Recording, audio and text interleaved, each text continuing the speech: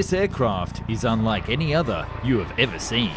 It's not a helicopter and it's not a fighter jet. It's a flying battleship.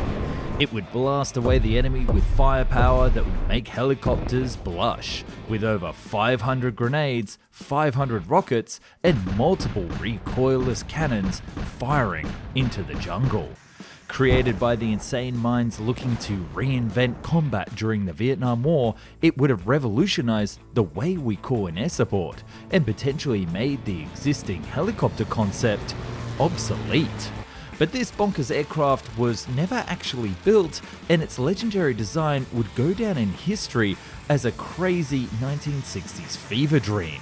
This is the positively insane, top secret Convair Model 49.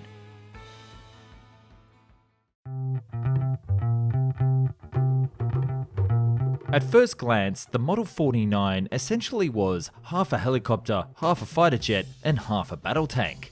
It was technically considered a shroud-rotored vehicle with two coaxial mounted contra-rotating rotors that were powered by three 3,000 horsepower engines that gave the aircraft flight.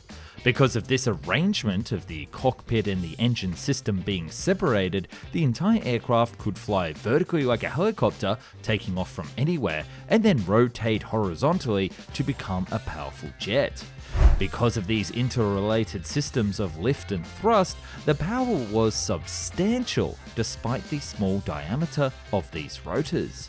Of the 4 nacelles around the shroud, 3 housed engines and the 4th had weapons and avionics. Convair believed that this could fly very similar to a helicopter, but was more reliable, as it would also use the same principles as a plane for horizontal flight.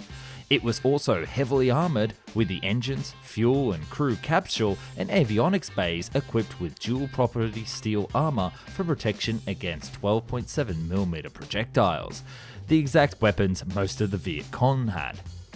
And let's talk about that cockpit. The cockpit itself could rotate separately from the rest of the unit and would have 2 crew members, a pilot and a weapons officer.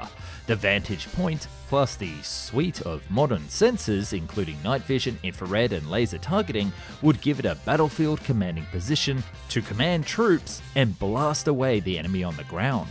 And when I tell you all about its guns, you might find yourself blown away as well. This aircraft is truly a unique, awesome, out-of-the-box idea, just like today's video sponsor, Bespoke Post. Bespoke Post is a monthly membership club delivering a box of awesome, top-shelf goods from under-the-radar brands. It's free to join and you can skip a month or cancel anytime. And 90% of these products come from small brands, many of which are based right in the United States. See, how it works is that every month members get cool new products, outdoor gear, barware, home and kitchen goods, clothing and more, and once they even sent out live oysters, based on their preference quiz that you fill out when you sign up. Every box of Awesome has around $70 worth of goods inside, but costs you only a fraction of the value. When you get a box of Awesome assigned to you, and before it's shipped out, you'll get a preview of what's inside to decide if you'd like to keep it, swap it for a different box, or skip the month entirely for no charge. You only pay for what you want. Their box lineup is constantly changing each month, and there have been some super unique boxes. My favorite box so far is the Weekender, a fantastic travel case that is my go-to for all my travel needs. Another one is the Cocktail Aging Kit that can turn any unaged spirit into something really quite fantastic over 10 days, plus with those glasses that you can't spill. To get 20% off your first box of Awesome, click the link down in the description and enter this at checkout. I truly don't think you're ready to talk about firepower, really, only because this thing was insane. It had a wide array of weapon options that were proposed for installation on this vehicle, the standard setup comprising of 2 side turrets, each equipped with either machine guns or 40mm grenade launchers that either had 12,000 rounds or 500 grenades each. In the center turret, there was a XM140 30mm cannon which had 1,000 rounds of ammunition, plus an additional option to include 500 Wasp rockets, or a second 30mm cannon, because why not? Each of these turrets boasted rotational and elevation capabilities, allowing them to be utilized while the vehicle was stationary on the ground, hovering, or cruising at high speeds.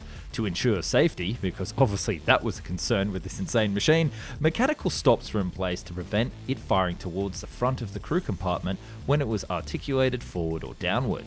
Furthermore, the vehicle was equipped with 4 hardpoints located on 2 of the engine nacelles. These hardpoints had multiple functionalities, accommodating fuel tanks or 3 missiles for air-to-air combat. Alternatively, 1 hardpoint on each nacelle could support a single 106mm recoilless rifle with 18 rounds of ammunition. The 106mm cannon boasted an effective range of 10,000 yards and was practically adept at engaging hardened targets. So this thing was now a tank hunter. Importantly, all the hardpoints were designed to rotate, enabling orientation into the wind during high-speed flight or aiming while firing from forward flight or hover mode. For extended travel, the vehicle could also have 4 external fuel tanks attached instead, giving an additional 1,200 gallons of fuel capacity for ferry flights, pretty much giving it the range from Los Angeles to Hawaii. Not bad at all. But you want to know how the military would have used this thing in combat? Let's get into the fight.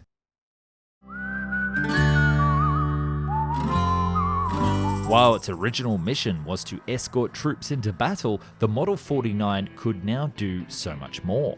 Taking off vertically with few transports in tow, it would fly ahead of the formation using its superior speed to scout out the landing area.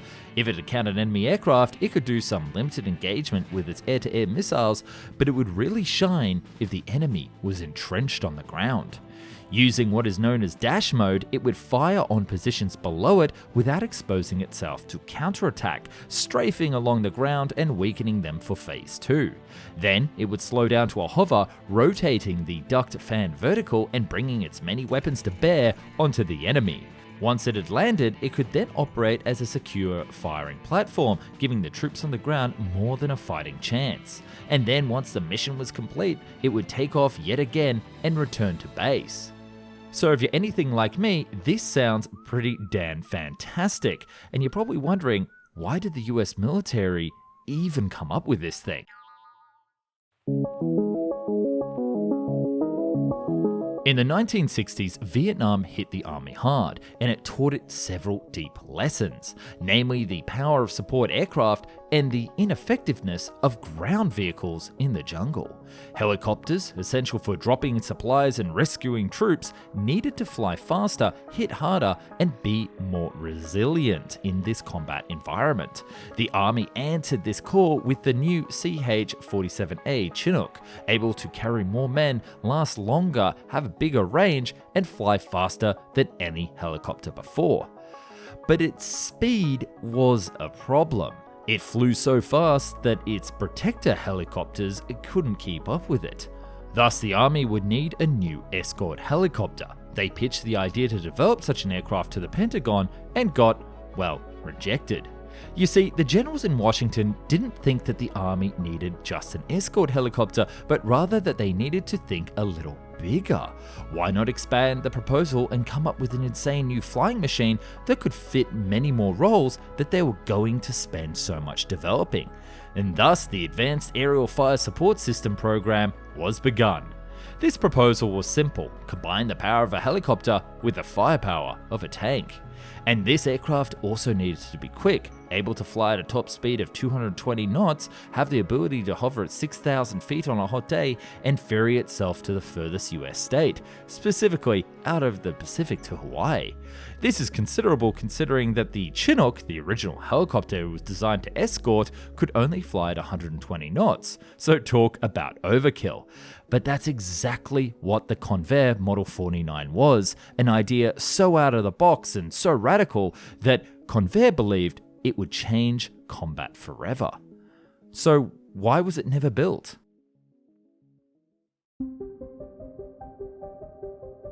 Now, you're probably looking at this insane thing and starting to wonder why on earth did it even get this far into development? Upon showing to the selection committee, they nearly laughed Convair out of the room. It was simply overkill, and the design of the aircraft was so radical that they were worried that maintenance issues, or training pilots, would be impossible. There were simply too many points of failure. Plus, the shroud design would have made it slower than a helicopter during takeoff and landing, it would have burnt more fuel, and it would have been loud as heck, giving away its position to the enemy before it came over the hills. They would then go on to choose the Air 66 and the Lockheed CL-840 instead for the program, with the latter being developed into the Lockheed AH-56, but that in turn would be cancelled with its development rolled into the Apache. Now, I'm going to argue why this was a mistake by the US Army. Given Convair's prior experience with tail-sitter VTOL aircraft and relatively straightforward flight and power systems that the Model 49 employed, in contrast to the more helicopter-like offerings from the program, such as the Lockheed hingeless rotor and Sikorsky's translating rotopropped, it would have been more advantageous for the US Army to think creatively and embrace the complex concept rather than being overwhelmed by the complex engineering. Fantastic point highlighted by those nice folks over at Secret Projects. Another consideration that they had was this aircraft's Navy applications.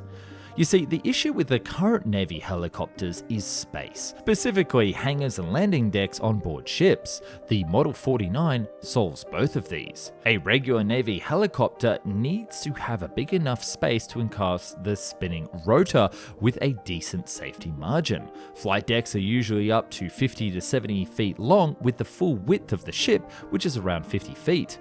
The Model 49 needs none of this. With its enclosed rotors, it only needs enough space to fit on a 25 by 25 foot area where it can take off. It needs far less safety space because any collision would only be at the very small speeds it would employ during takeoff and landing, compared to the very high speeds of a rotor tip collision. Plus, the hangars on board could easily fit many more Model 49s. Where normally there are only 2 or 3 helicopters on board a ship, you could fit up to 10 Model 49s, with some ships being able to house nearly 100 units. There are even some thoughts that they could be stationed on submarines, given the small internal volume that they would fill up, which is a totally insane idea. At the end of the day, this concept was superior to the helicopter, but it was too unimaginable to those with the power at the Army, and its only result is to appear on this video that you just watched. Thanks for keeping the dream alive, and maybe we'll see it rolled out as some sort of drone variety into the future. I'd love to know what you think down in the comments. I should also point out that a lot of this research was done by Aerospace Projects Review, specifically Dennis R. Jenkins, who put together the original Convair Model 49 Advanced Aerial Fire Support System article in its original publication, so thank you very much for that.